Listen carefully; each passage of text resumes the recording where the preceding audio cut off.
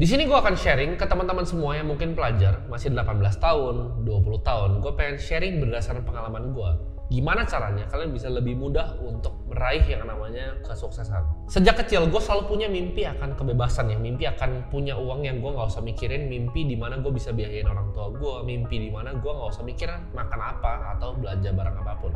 Gue itu selalu dari kecil punya tujuan sangat jelas ya. Apa yang gue mau capai di hidup ini ya. Mungkin kalian kira gila, tapi gue dari umur mungkin 14 tahun, 15 tahun, gue pernah bilang ke mama gue, waktu itu gue gak punya uang sama sekali. Dan keluarga gue tuh keluarga biasa-biasa aja. Gue bilang ke nyokap gue gini, "Mah, suatu saat gue akan punya uang 1 triliun. Gue diketawain sama dia ya. Tapi sekarang dia mungkin sedikit gak ketawa karena dia pikir, oh mungkin aja kecapai, mungkin dalam 10, 15, atau 20 tahun lagi. Di sini gue pengen kasih tahu ke kalian semua, teman-teman yang masih pelajar, yaitu menentukan arah hidup itu sangat penting. Jadi jangan bilang hidup itu mengalir aja. Kita harus tentuin, kita harus lihat visinya seperti apa untuk capai hidup yang kita mau. Karena ibarat punya tujuan hidup itu seperti punya pembimbing ya, kayak guiding star di atas. Kita bisa tahu kira-kira rencana hidup gue itu seperti apa, mau dibawa kemana hidup gue. Ini gue kasih tau kalian ya, ini kenyataan pahitnya. Kalian nggak akan sampai jauh di hidup.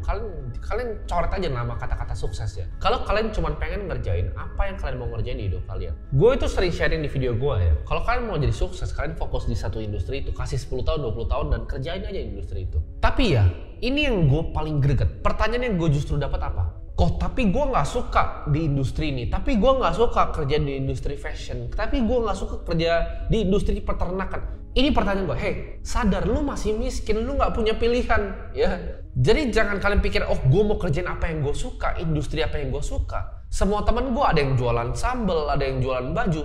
Mereka nggak suka jualan sambal setiap hari gitu. Tapi itu yang harus mereka lakukan dan itu tanggung jawab yang mereka lakukan. Jadi kalian yang belum ketemu industri, kalian pilih aja. Ya lu mau jualan BH kayak lu mau jualan celana dalam, pilih aja industri yang kalian mau tekunin. Jadi itu bukan asal suka atau enggak, tinggal terjun aja dan lakuin gitu. Lu kira gue suka gitu jualan pomade, lu kira gue suka jualan sedotan, lu kira gue suka untuk jalan jadi agen properti panas-panas cari listingan setiap pulang sekolah? Jawabannya enggak, gue gak suka. Tapi gue lakukan itu karena tanggung jawab, karena disiplin ya. Gue punya self control bahwa walaupun gue bangun dan gue gak mau kerjain hal ini, gue tetap kerjain hal ini. Gue nggak bangun dengan mikir, oke, hari ini Timothy akan lakuin hal yang gue seneng gitu. Itu adalah pemikiran orang miskin yang paling egois. Gue nggak setiap hari kok bangun pagi, semangat, ayo kita mau ngantor, ayo kita mau syutingin buat kalian video-video YouTube ini. Enggak. Cuman itu yang gue lakukan setiap harinya.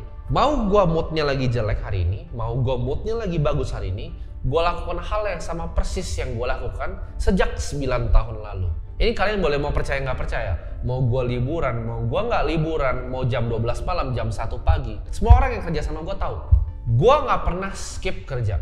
Mau gue lagi liburan di Eropa, mau gue lagi liburan di Cina. Setiap hari gue ada konten yang gue post, mau di Instagram gue, di Twitter gue, di YouTube gue. Setiap hari ada hal yang gue keluarin, setiap hari ada value yang gue deliver. Gue belum pernah skip masuk kerja. Mau Sabtu, Minggu, mau liburan. Dari awal pertama gue kerja umur 15 tahun sampai umur gue di 22 tahun ini. Gue gak pernah skip kerja sehari pun. Yang kalian perlu adalah bukan motivasi. Jadi dengar pelajar-pelajar kalian ya. Lu gak perlu motivasi, yang lu perlu adalah disiplin. Lu butuh sistem, lu butuh bangun tim yang bisa keep lu accountable atas apa yang lu kerjain. Kalau gue gak kerja, ya karyawan gue gak bisa makan nanti. Kalau gue gak bisa kerja, banyak hal yang accountable di diri gue. Kalau lu hidupnya nggak accountable, kerja lu cuma tidur ya kan, bangun, aduh males, aduh mau bangun pagi aja nggak bisa. Makanya ada pepatah zaman dulu kan, kalau kalian bangunnya nggak pagi-pagi ya, rezekinya dipatok ayam. Ya bener gitu. Orang sukses yang gua ketemu itu tidurnya nggak ada sampai 10 jam bos. Mereka tidur 8 jam aja udah syukur-syukur gitu. Paling biasa 6 sampai 7 jam tidurnya. Kenapa? Karena banyak hal yang dikerjakan. Karena waktu ini terbatas. Udah gitu waktu kalian udah terbatas masih dipakai untuk main game sama scroll TikTok. Ya jelas-jelas aja. Jadi mulai shifting mindsetnya dari tukang konsumsi, cuman konsumsi TikTok, jadi yang produksi, bikin konten, belajar bikin konten, deliver value ke masyarakat. Ini yang menurut gua para mental health aktivis itu ngerusakin dan ngeracunin masyarakat. Mereka suka bilang masyarakat untuk pikir pakai emosinya. Karena itu yang manusia rasakan memang. Gue bangun tidur, ya, gue nggak setiap hari gue mau kerja. Ya, kadang mood gue jelek banget, gue malas untuk syuting konten seperti ini. Mungkin hari ini aja gue nggak pengen sebenarnya syuting konten seperti ini, tapi kenapa gue harus ini? Karena ini tanggung jawab gue. Karena gue udah bilang di hidup gue, oke, misi gue adalah mengubah sistem edukasi di Indonesia. Caranya lewat apa? Ya paling gampang adalah untuk lewat media seperti ini yang gratis, yang bisa dikonsumsi masyarakat luas. Gue pengen sedikit aja at least, sebelum gue mati, gue pengen ubah beberapa dari kalian.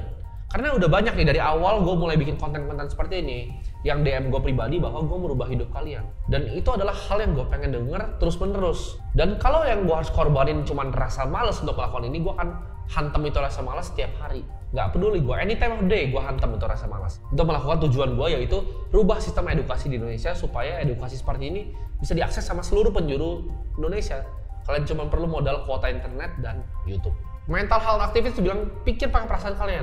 Lu pikir ya, lu laki, dia bilang, kalau mau nangis, nangis aja, sedih aja. Lu kira Alexander the Great, pas dia kuasain benua-benua itu umur 23 tahun, dia nangis gitu lagi jalan, dia capek, aduh nangis gitu. Enggak coy, sebagai laki yang kita harus pikir adalah, apa yang kita mau lakukan, apa yang kita mau conquer di dunia ini. Ya. Jadi jangan jadi laki-laki lemah, yang cuman dengerin mental health terus gitu. Namanya laki itu penuh namanya kehormatan dan tanggung jawab. Mereka akan lakukan apa yang mereka harus lakukan untuk jaga yang paling dekat sama mereka. Mau baik itu keluarga mereka, istri mereka di masa depan, anak-anak mereka. Kalau lu miskin, kalau lu nggak punya hidup, lu adalah orang paling egois di dunia. Gue kasih tau di sini, orang miskin ya adalah manusia paling egois di dunia. Mereka cuma pikir dirinya sendiri. Gue paling susah, gue begini. Bahkan middle class kalian pun juga egois. Kenapa kalian nggak strive untuk jadi orang kaya? Tapi kan orang kaya itu jahat. Uang itu hanyalah kaca pembesar. Kalau lu miskin, lu emang awalnya orang jahat, terus jadi kaya, lu pasti jadi jahat. Tapi kalau lu memang orang baik, jadi orang kaya, lu bisa amplifikasi kebaikan itu. Lu bisa jadi bermanfaat untuk sesama. Ya. Kenapa gue bilang orang miskin itu egois? Kalau lu punya uang yang berlebih, ya, anggaplah memang iya lu nggak mau mobil deh, lu paling suci, lu nggak mau jam tangan, lu nggak mau mobil, lu mau rumahnya gembel aja nggak apa-apa. Tapi uang lu banyak nih, lu bisa bermanfaat untuk semua sekitar lu. Misalnya lu tetap tinggal di kampung nih, lu bisa kasih semua makan, kampung lu kasih beras semuanya gratis gitu. Itu kan hanya bisa dilakukan kalau lu adalah orang kaya. Sedangkan kalau miskin lu cuma bisa buat diri lu sendiri. Buat diri lu sendiri aja kurang, buat keluarga lu sendiri aja kurang. Gimana lu mau berbagi ke orang lain? Karena tujuan hidup ini adalah kita bermanfaat untuk masyarakat. Tujuan hidup ini adalah untuk berbagi. Jadi dengan punya uang sebanyak-banyaknya, kita bisa berbagi ke sebanyak-banyaknya orang. Kalau lu lihat diri lu sendiri di kaca dan lu cuma mikir, hari ini gua males ya, hari ini gua happy atau enggak ya. Ini gua kasih analogi ya, kalian kalau pernah lihat ya, kambing gunung itu sama elang. Elang itu makannya kambing gunung kadang. Bingung kan gimana caranya. Pas dia lagi naik tuh gunung tuh dijatoin ya. Di sliding tuh sama elang ya. Jatuh ke bawah, pas udah mati di bawah baru dimakan. Kalau kalian buka ya, nature ya, alam. Kalian mau lihat dari buaya makan yang rusa lah, segala macam. Nature itu kejam. Antara lu makan orang atau lu dimakan sama orang. Nah kalau lu orang yang malas-malesan, yang cuma pikirin lu sukanya apa, kerja lu setiap hari lu cuma dimakan, itu kambing gunung tadi. Ntar gua elangnya nih, gua sliding lu ke bawah. Jadi dunia ini tuh tentang survival, banyak yang salah kaprah. Orang bilang, oke, kita santai-santai aja, kita slow living. Lu semua ketawain gue pas gue bilang inflasi 10-15%. Tapi lihat sekarang, beras itu naiknya berapa tahun ini? Ya, beras dari terakhir gue bagi tuh beberapa ton, itu gue beli 11.500. Sekarang terakhir gue mau beli udah 14.000. Dan lu masih ngomong inflasi 3%. Ini akan ada so pinter lagi orang yang komen di video gue. Oh inflasi itu kan karena ada basket. Itu yang mereka manipulasi lu, makanya lu percaya 3%. Kalau lu ngomong inflasi, bagi gue, definisi inflasi gue, itu bukanlah basket semua. Orang energi jadi keluarin kok dari basket inflasi. Inflasi bagi Timothy, itu adalah kita makannya apa hari ini, pendidikan anaknya berapa hari ini, ya. Dan barang-barang yang kita pakai, mobil, itu semua adalah harga dari inflasi. Jawabannya 10-15%. Dan lu yakin dengan hidup lu yang malas-malasan itu, nggak bisa investasi, nggak bisa nabung, beras naik terus, ntar lu nggak bisa makan. 10 tahun lagi lu nggak bisa makan. Krisis pangan sebentar lagi. Lu nggak lihat itu Mark Zuckerberg beli berapa hektar ya lahan. Bill Gates, Jack Ma. Dan lu masih itu malas-malasan. Ntar lu nggak bisa makan sama keluarga lu. Makanya lu orang miskin egois. Ujung-ujungnya keluarga lu mati nanti nggak bisa makan. Kita itu bukan hidup di dunia yang baik. Kalau lu adalah kambing gunung tadi, sliding elang, lu mati kan. Jangan jadi orang bodoh ya, yang nggak bisa berpikir pakai logika, tapi selalu manfaatin emosi. Laki itu harus punya namanya self control dan emotional control. Maksudnya apa?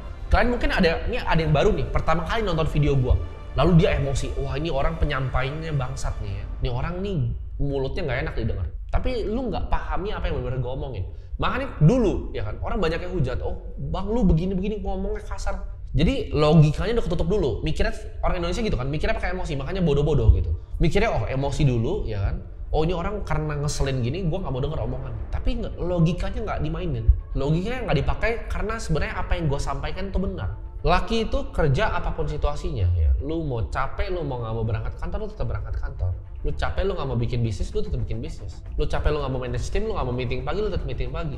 Itu baru namanya laki. Gue tetap datang kantor ya. Gue tetap berusaha sebaik mungkin, upgrade diri gue, belajar terus setiap hari. Walaupun gue punya duit untuk nggak usah kerja sampai gue mati. Kenapa? Tanggung jawab. Jadi ini saran dari gue buat mungkin pelajar, mungkin anak-anak muda. Kalian yang masih mau dengar gue, kalian yang masih mau untuk mengubah hidup kalian. Gue mau kasih beberapa saran untuk kalian gimana caranya untuk mencapai kesuksesan. Gue jadi miliarder itu di umur 20 tahun. Dari sini gue pengen sharing ke kalian. Hal paling kuat yang kalian punya adalah pendapatan atau yang namanya income. Nah ini penting banget kalian harus belajar. Dari income ini ya, kalian jangan buang untuk hal-hal bodoh kayak mobil, jam tangan. Itu hal-hal bodoh ya. Hal-hal bodoh ini cuman boleh dibeli kalau uang kalian udah terlampau jauh di atas harga barang-barangnya. Jadi jangan beli hal-hal bodoh. Jangan lihat orang, wah keren ini. Enggak keren sama sekali. Yang keren adalah kita pakai uangnya untuk putar di bisnis, untuk ekspansi tim. Timnya kita build jadi super team ya, yang bisa kerja di saat kita udah nggak usah kerja lagi. Udah tahu, udah bisa decision making. Kita invest di punya tim yang lebih baik. Ya. Kita bisa invest di advertising lagi. Kita bisa invest di building product. Kita punya tim PM yang kuat, engineer yang kuat. Itu fungsi uangnya, itu leverage yang tinggi, bukan beli hal-hal bodoh, barang-barang depresiasi. Boleh ya, ini gue ngomong kayak gini bukan cuma sebagai orang-orang di YouTube yang cuma ngomong kamu jangan beli mobil mewah ya. Itu orang-orang yang ngomong gitu nggak pernah punya mobil mewah. Mobil gue itu supercar, jam gue itu banyak. Tapi ini gue bilang ke kalian, jangan beli hal-hal bodoh di saat kalian masih pelajar. Mungkin kalian punya uang ya, udah usaha, udah punya uang ya, tapi tahan dulu ya, putar dulu di bisnis. Gue nggak beli mobil gue pertama di saat uang gue tuh berkali-kali lipat dari harga mobilnya. Sisa uang dari bisnisnya pakai apa? Pakai untuk investasi. Lu jago saham, taruh saham. Lu jago kripto, taruh kripto. Lu jago properti, taruh properti. Beli tanah, ekspansi. Nanti ketika udah berlebih, uang dari hasilnya, ya hasil investasinya lu pakai buat beli mobil nggak masalah. Tapi tahan dulu sampai uangnya berkali-kali lipat. Apalagi yang beli baju, kalian bayangin beli sepatu puluhan juta, itu gobloknya minta ampun gitu. Uang cuma 200 juta, beli sepatu 20 juta, itu nggak masuk akal di kepala gua. Ya, jangan kebanyakan gaya, keep your head low, kerja ya, kerja dan kerja. Tabung terus, karena income tuh powerful, kita bisa pakai untuk ekspansi bisnis, putar seperti tadi, atau kita bisa pakai untuk investasi yang lain. Saran selanjutnya gue untuk kalian yang pelajar ya, upgrade terus ilmu kalian. Ini trait yang gue lihat ya, banyak banget di semua teman-teman gue yang pengusaha ya. Tipikal mereka adalah mereka gila mengkonsumsi informasi berapapun harganya. Gue pribadi, misalnya ada course nih bagus ya, gue lihat nih, gue pengen belajar dari orangnya. Meskipun gue udah tahu mungkin 80%, tapi ada 20% yang gue kira gue bisa ambil. Mau harganya $15.000, gue sikat langsung besok. Gue keluarin uang miliaran, nggak tahu berapa miliar untuk bayarin semua course yang gue bisa makan. Fungsinya apa? Untuk gue bisa ambil ilmunya. Gue nggak pernah jadi orang skeptis yang bilang, oh ini orang nge-scam gue. Enggak, ya. Gue ambil semua informasinya, gue telan ke dalam, dan gue praktekin, gitu. Bisa dari course, bisa dari gue traktir orang makan puluhan juta, ya. Banyak caranya untuk dapat akses ke informasi, tapi gue selalu fokus untuk learning. Jadi untuk salah satu teman-teman yang baru mulai, daripada kalian mulai bisnis suatu industri, langsung cari kerjaan aja di industri apapun, ya. Gue saranin perusahaan yang baru-baru mau berkembang. Lu bisa belajar banyak dari ownernya, lu ikutin step-step ownernya, sampai lu udah bisa jadi orang kepercayaan, nah lu bisa bagian dari bisnisnya. Itu menurut gue cara yang lebih simpel dibanding lu langsung coba so ide mulai bisnis dari nol. Orang yang ngajarin kalian cara berbisnis itu nggak ada ya, kalian cari ya, ini kata-kata dari Naval Ravikant. Nggak ada ya, orang yang bisa jual kelas bisnis, itu kelas bisnis itu nggak ada. Kalian carinya yang spesifik, yang benar-benar bisa upgrade skillnya di sini. Upgrade skillnya misalnya di digital marketing, di mana? Bisnis sebagai holistik itu nggak ada. Nggak ada yang bisa ngajarin kalian bisnis secara holistik. Gue kasih tau kalian ya, kalau kalian nggak mau belajar, kalian nggak mau dengerin orang ya, alasan jadi orang miskin itu sederhana. Mungkin kalian pikir, oh hidup gue paling susah, gue dilahirin miskin, hidup gue kok kayak tai ya. Cuman kalian nggak pernah mikirnya kebalik. Apa yang gue harus lakukan hari ini biar hidup gue nggak kayak tai? Apa itu belajar kerja? Itu hidup tuh nggak cuma kerja sekali, kerja sukses, enggak. Lu kerja gagal. Lu kerja ditipu orang. Lu kerja nggak punya surat perizinan, barang lu ditahan satu kontainer. Lu kerja bikin agensi COVID bangkrut. Lu kerja bikin startup, uangnya harus dibalikin. Itu yang gua alamin. Lu bahkan lu kerja baru boom. Terus nyampe boom sini lu bilang anak orang kaya dan oh lu hoki ya gitu kan. Mereka nggak pikirin nih proses kerja ditipu, kerja gagal. Mereka cuma lihat hasil akhirnya. Kalau lu dilahirin misalnya miskin sama orang tua lu miskin juga itu bukan salah lu. Tapi kalau lu sampai mati miskin, itu 100% adalah salah lu.